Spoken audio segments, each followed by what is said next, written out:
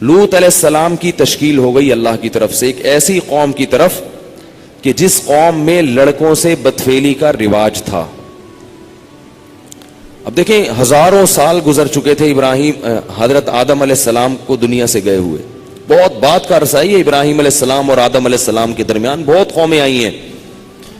ابراہیم علیہ السلام کے دور میں قوم تھی, اس قوم میں کیا بیماری پیدا ہو گئی؟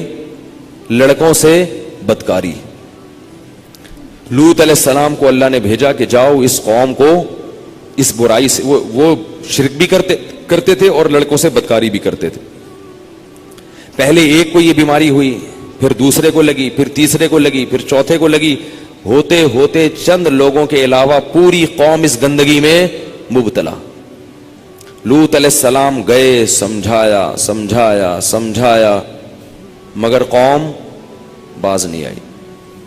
یہاں تک کہ لوط علیہ السلام کو دھمکی دینے لگے. کبھی کہتے ہیں انہم اناس یتطہرون, یہ بڑے پاکیزہ بنتے ہیں بھائی, یہ بڑی نیچر کی فطرت کی باتیں کرتے ہیں, ان کو بستی سے نکال دو ان لوگوں کو یہاں سے. کبھی کہنے لگے کہ جو ہے نا ہم تمہیں یہاں سے نکال دیں گے. بہت ساری باتیں. لوط علیہ السلام نے ان کو کیا سمجھایا؟ یہ ایک ایک لفظ جو ہے نا لوط علیہ السلام کا اس موقع پر, یہ دنیا کے لیے ہدایت ہے, دنیا کے لیے. آج ہمیں یہود و نصارہ جس راستے کی طرف لے کر جا رہے ہیں وہ نیچر اور فطرت کا راستہ نہیں ہے, وہ ہمیں نشے کی طرف لے کے جا رہے ہیں. وہاں ڈرگز بہت زیادہ ہیں, ان کی ضرورت انہوں نے ہمیں چائے پہ لگا دیا, انہوں نے ہمیں سگریٹ پہ لگا دیا. جتنی نشے کی چیزیں, ڈپریشن کی چیزیں ہیں, نشے کی چیزیں ہیں, سب پہ خوبصورت لیبل لگا کے انہوں نے ہمیں اس میں ملوث کر دیا کہ بھئی یہ ٹینشن ختم کرنے کی چیزیں ہیں. یہ ساری چیزیں ٹینشن ختم کرنے کی نہیں ہے, ٹینشن پیدا کرنے کی چیزیں ہیں. کیفین ہے, نیکوٹین ہے, جتنی نشے کی چیزیں ہیں نا یہ ٹینشن پیدا کرتی ہیں, ختم نہیں کرتی. وقتی ختم ہوتی ہے, جیسے شراب سے وقتی طور پر ختم ہوتی ہے. پھر ان لوگوں نے دنیاوی لذت کے لیے کیا کیا تبدیلیاں کی ہیں معاشرے میں, پورے فیملی سسٹم کو تباہ و برباد کر دیا. لوط علیہ السلام کے واقعے میں اس کا بڑا درس ہے. حضرت لوط علیہ السلام نے قوم کو کیا دلیل دی اس کے ناجائز ہونے کی؟ انہوں نے کہا اتأتون الذکران من العالمین, کہ پورے جہان میں صرف تم ایک ایسی قوم ہو جو یہ کام کرتی ہو, پوری دنیا میں کوئی کافر بھی یہ کام نہیں کرتا. اور یہ بھی کہنے لگے ما سبقکم بہا من احد من العالمین, آدم سے لے کے آج تک ہزاروں سال گزر گئے, کائنات میں یہ جرم کبھی کسی نے نہیں کیا. کیوں نہیں کیا بھائی؟ شرک ہوا ہے, زنا ہوا ہے, مگر لڑکوں سے بدفعلی لوط علیہ السلام کی قوم سے پہلے کبھی بھی دنیا میں نہیں ہوئی. کیا کسی کتاب میں پڑھا تھا انہوں نے؟ کیوں نہیں ہوئی؟ اس لیے کہ انسان کی فطرت اس کو قبول کرتی نہیں ہے. لڑکے کی رغبت لڑکے کی طرف اللہ نے رکھی نہیں ہے, ہو ہی نہیں سکتی. اس کے لیے روکنے کی ضرورت ہے ہی نہیں کسی کو. بات آ رہی ہے سمجھ میں؟ یہ فطرت کے خلاف ہے. تو اللہ نے لوط علیہ السلام سے پہلے کوئی پیغمبر ہی نہیں بھیجا دنیا میں یہ سمجھانے کے لیے. اس لیے نہیں بھیجا کہ تھا ہی نہیں. کیوں نہیں تھا بھائی؟ طبیعت ہی مائل نہیں ہوتی. لوط علیہ السلام کی قوم نے کیا ہوا کہ ایک شیطان نے گڑبڑ کی, ایک کو چسکا لگایا, اس نے دوسرے کو لگایا, اس نے تیسرے کو. جیسے ہیروئن چرس کی بدبو سے انسان کا دل کیا کرتا ہے, اس چرس اور ہیروئن سے دور بھاگنے کا دل کرتا ہے. لیکن کوئی آپ کو اگر لارے رپے دے کے پلا دے تو وہی گند آپ کو دودھ اور شہد سے زیادہ مزے کا لگنے لگتا ہے. یہی حال ہوتا ہے اس میں. اب میں اس میں بہت اہم باتیں کروں گا آپ کے سامنے, اس کو خوب اچھی طرح سنیں. لوط علیہ السلام سمجھا رہے ہیں اپنی قوم کو, اور ساتھ ساتھ یہ بھی کہہ رہے ہیں وَتَذَرُونَ مَا خَلَقَ لَكُمْ رَبُّكُمْ مِنْ أَزْوَاجِكُمْ, تمہارے پروردگار نے تمہارے لیے جو عورتیں پیدا کی ہیں نکاح کے لیے, ان سے اپنی خواہش پوری نہیں کر رہے, اور جس کو پیدا نہیں کیا اس کی طرف جا رہے ہو. انتم قوم تجہلون, کبھی کہا تم جاہل لوگ ہو, کبھی کہا تم عادون, اللہ کی حدود کو توڑنے والے ہو, فطرت کی حدود کو توڑنے والے ہو, مگر قوم کی سمجھ میں نہیں آ رہا. میرا بھی ایک انگریز کے ساتھ مناظرہ ہوا ہے اس پہ. وہ یہ کہتا تھا کہ یہ کیوں حرام ہے, کیوں حرام. اس نے کہا ہمارے ہاں تو یہ کلچر ہے, لڑکا لڑکے سے, لڑکی لڑکی سے, یہ کیوں گند ہے, کیوں برا ہے. میں نے کہا یہ فطرت کے خلاف ہے. کیا ہے فطرت کی ڈیفینیشن کیا ہے. بحث کرنے جاؤ گے نا کہ کسی نتیجے پر نہیں پہنچ سکتے. میں نے کہا ہمارے ہاں یہ بہت بڑی گالی ہے. کہہ رہے آپ کیا کلچر نہیں ہے, اس لیے ہمارے یہاں کلچر ہے. مجھے وہی یاد آیا کہ اصل علاج دلائل نہیں ہے, اصل وہ علاج ہے جو اللہ نے لوط علیہ السلام کی قوم کے ساتھ علاج کیا تھا. وہ کہہ رہے ہیں کہ بھئی عورتیں کی پیدا کی ہے نا, ان سے نسل بڑھے گی, لیکن قوم جواب میں کیا کہہ رہی ہے, نہیں. پھر کیا ہوا, اللہ نے حضرت ابراہیم علیہ السلام کے پاس فرشتے بھیجے. ابراہیم علیہ السلام کی اولاد نہیں تھی. مشہور واقعہ ہے کہ فرشتے آئے, میں پہلے یہ واقعہ سنا چکا ہوں. وہ کھا نہیں رہے تھے, ابراہیم علیہ السلام ڈر گئے کہ یہ دشمن تو نہیں ہے, تو انہوں نے ابراہیم علیہ السلام کو خوشخبری سنائی کہ آپ کے اسحاق پیدا ہونے والا ہے, حضرت سارہ کے اسحاق پیدا ہوگا. تو حضرت سارہ نے ایسے ماتھا بولا, میں بڈھی اور یہ میرا بڈھا شوہر, کیسے اولاد پیدا ہو جائے گی ہمارے. تو فرشتوں نے کیا کہا, اتعجبین من امر اللہ, اللہ کے حکم پہ تعجب ہو رہا ہے. رحمت اللہ وبرکاتہ علیکم اہل البیت, اے گھر والو تم پر تو اللہ کی خصوصی رحمتیں ہیں, تم لوگوں پر اللہ کی خصوصی, تم عام لوگوں کی طرح نہیں ہو, تمہاری تو قربانیاں ہیں, تو تمہارے ساتھ ایسا معاملہ کیوں نہیں ہوگا. اور یہ بھی بتایا کہ بیٹا پیدا ہوگا اسحاق, اور پھر اسحاق کے ہاں بھی بیٹا پیدا ہوگا یعقوب. یہ دونوں پیغمبر ہوں گے, بیٹا بھی اور پوتا بھی, دونوں پیغمبر ہوں گے. اور ادھر اسماعیل علیہ السلام کی خوشخبری بھی. تو اب کیا ہوا کہ ابراہیم علیہ السلام کو ان لوگوں نے جب خوشخبری دے دی, تو پھر ابراہیم علیہ السلام نے پوچھا کہ اب تم کہاں جا رہے ہو.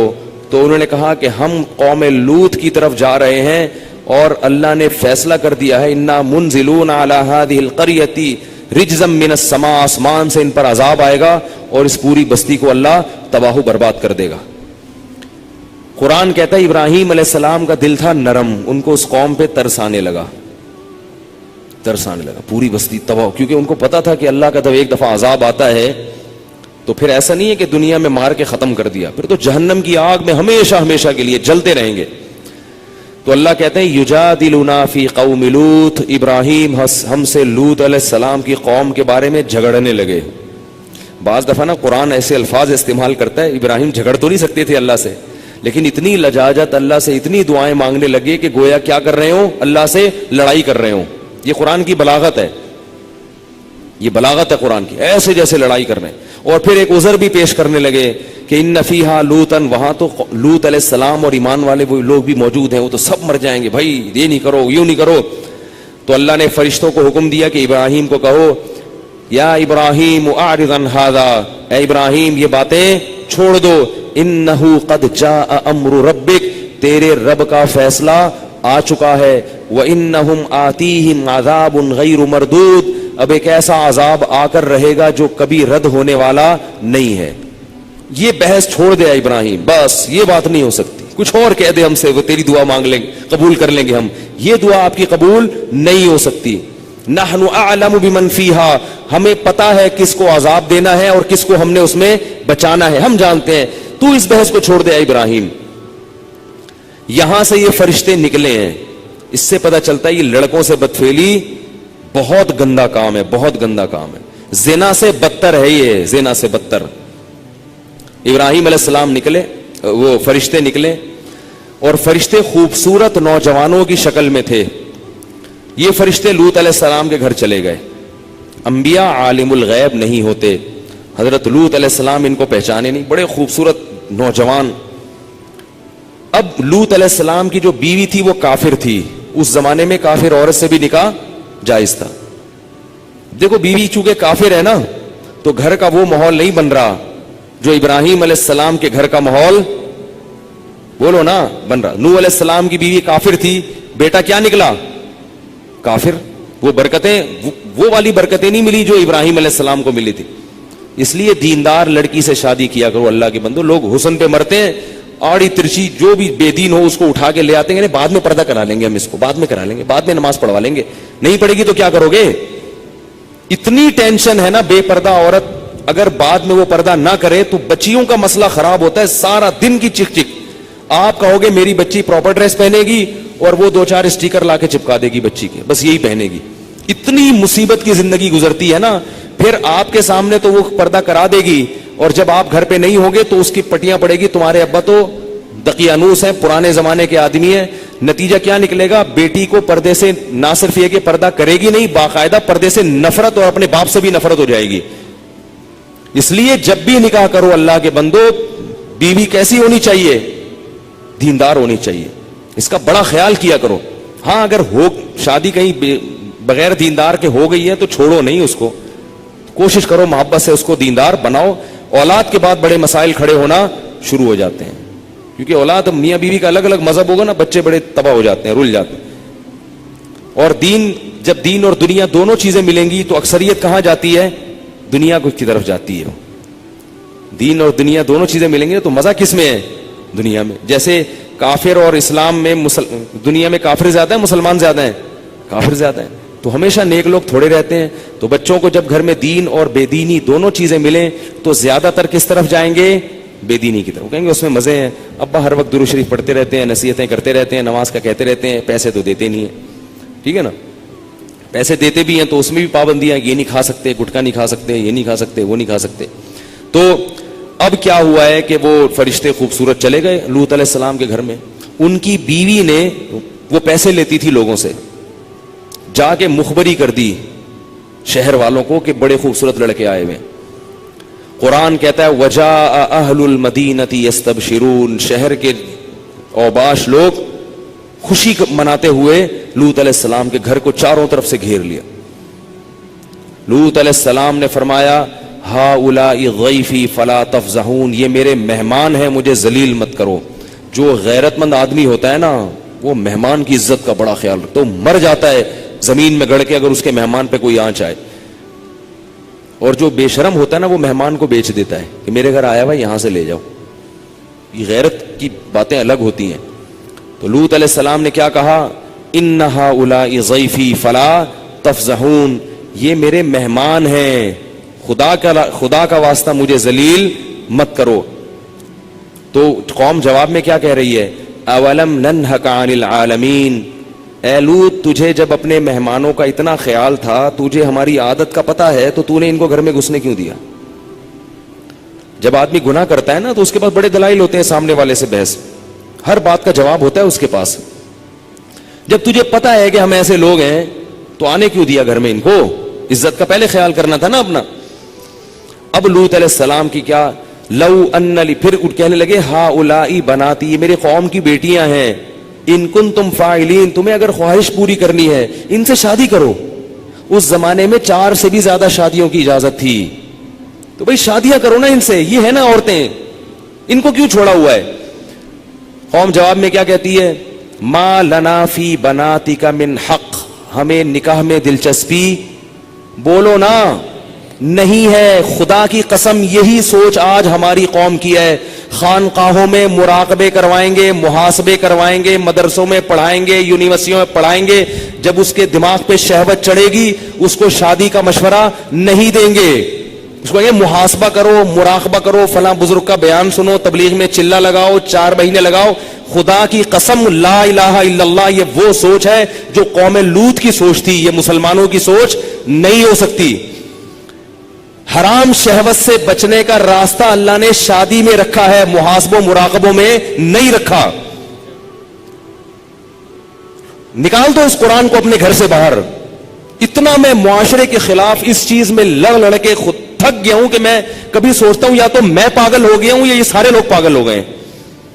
آپ کو بھوک لگ رہی ہو, کھانے کو روٹی نہیں ملے گی, تو جو تھوڑے دن تک برداشت کرو گے, پھر کچرے سے گند نکال کے کھانا شروع کر دو گے.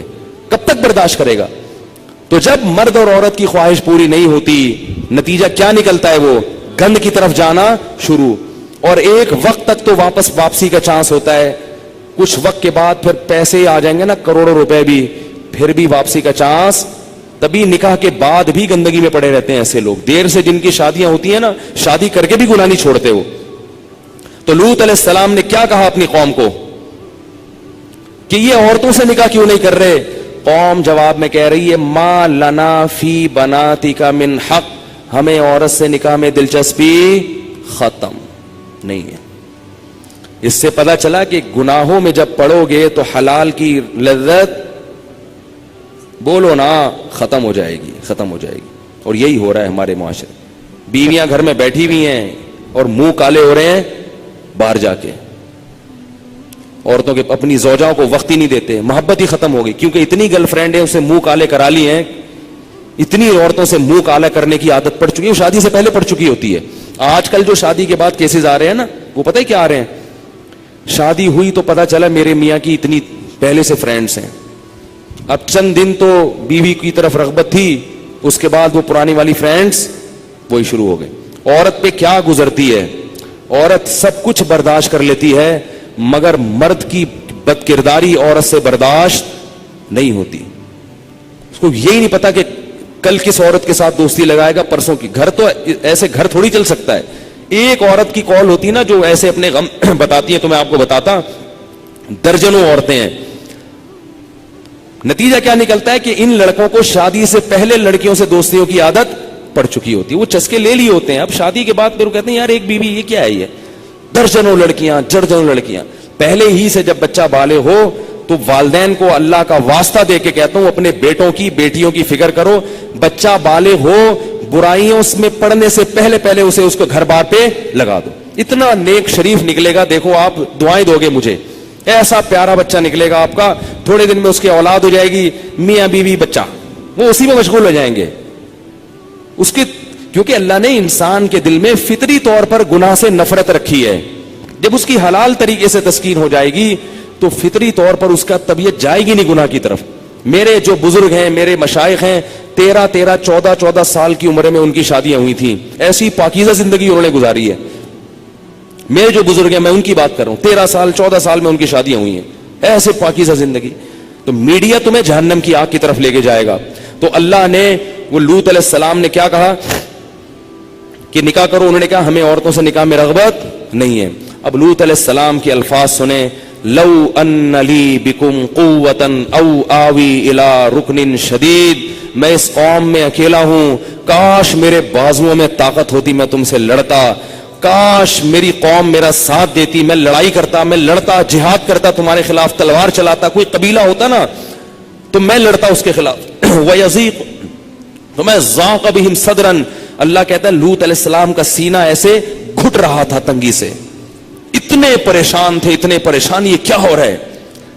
جب فرشتوں نے لوط علیہ السلام کی یہ کنڈیشن دیکھی نا کہ اب تو یہ غم سے مر نہ جائیں کہیں, اتنا سینے میں گھٹن پیدا ہو رہی ہے ان کے, تو پھر فرشتوں نے بتایا یا لوط, کیسی عجیب آیت ہے, یا لوط, اے لوط, لن یصلوا الیک, عربی میں ایک لفظ ہے لا یصلونا, تیری طرف نہیں پہنچیں گے, اور ایک ہے لن یصلوا الیک, ہرگز یہ تیری طرف نہیں پہنچ سکتے, ادھر آ ہی نہیں سکتے. یہ انا رسول ربک, ہم انسان نہیں ہیں, ہم رب کے فرشتے ہیں, اور اتنے طاقتور ہیں, اتنے طاقتور ہیں کہ ہم اس بستی کو یوں کر کے اٹھائیں گے اور الٹا کر کے زمین پہ دے ماریں گے.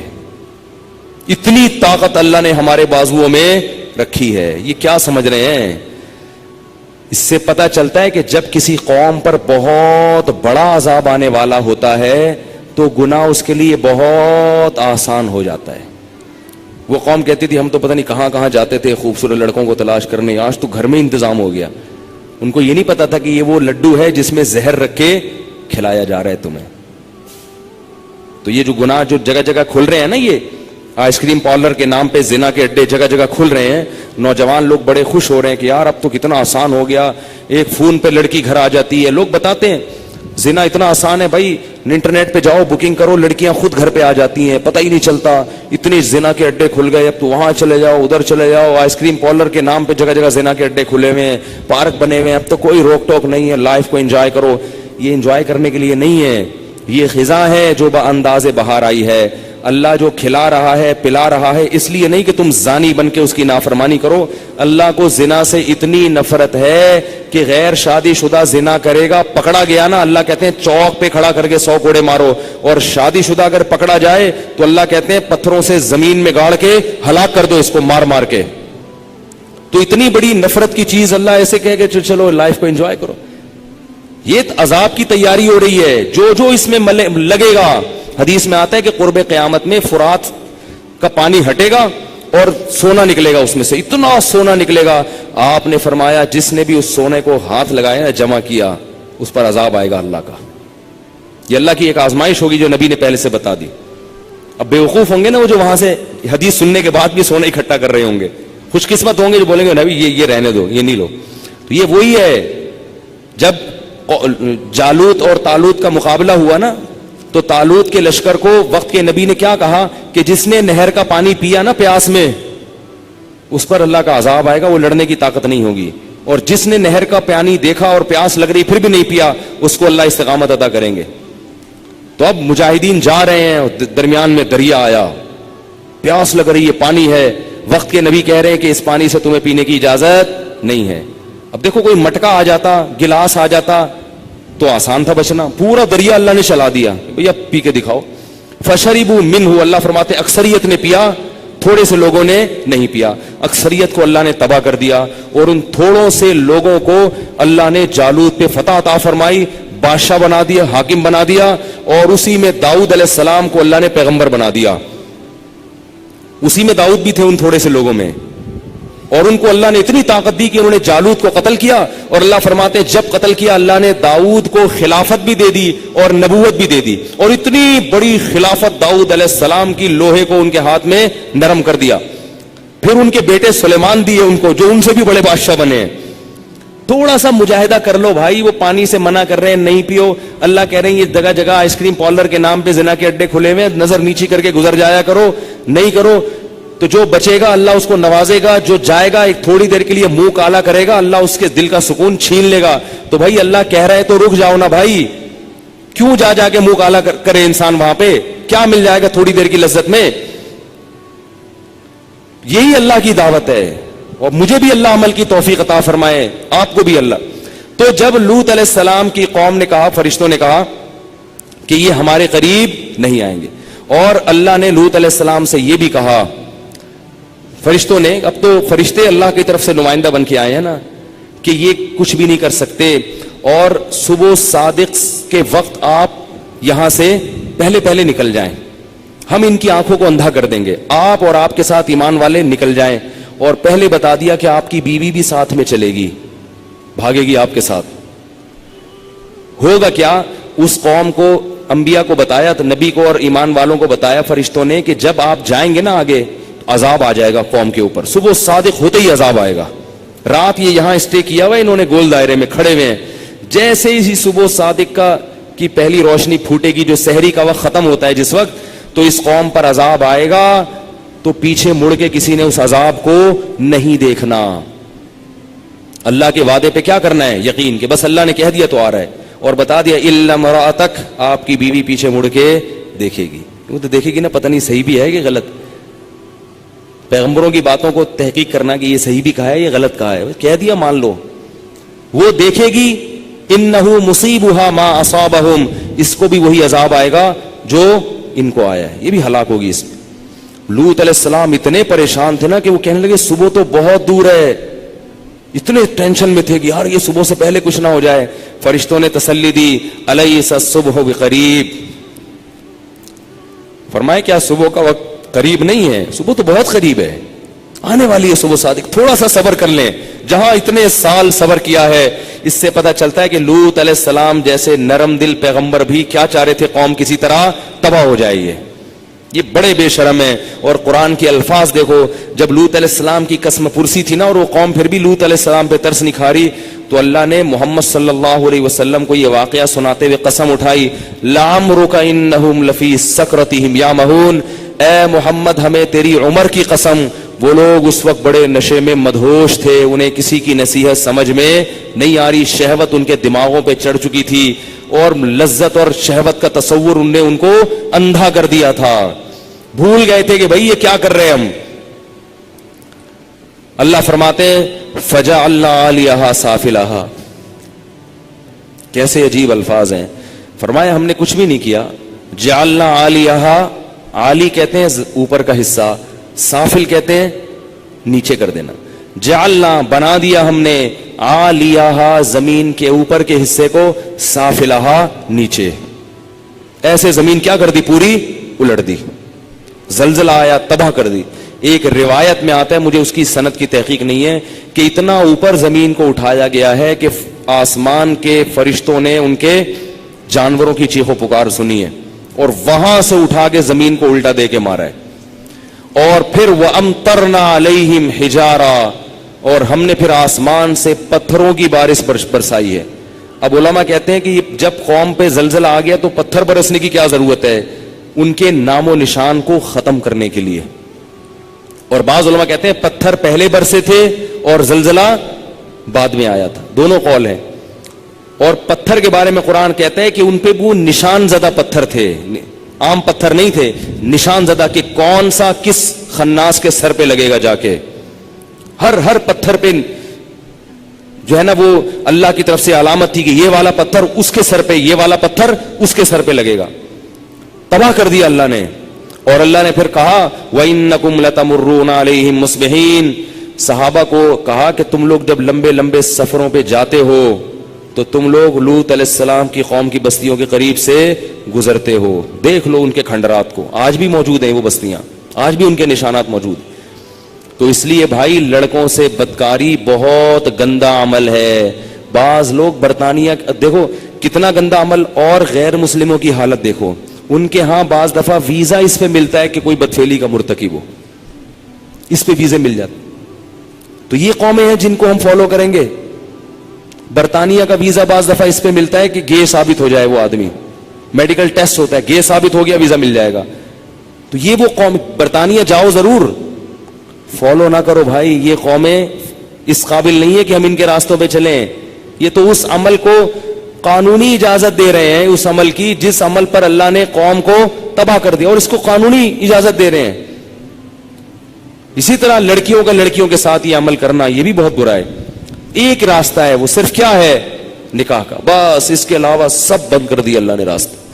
تو اپنے ذات جان پر رحم کریں.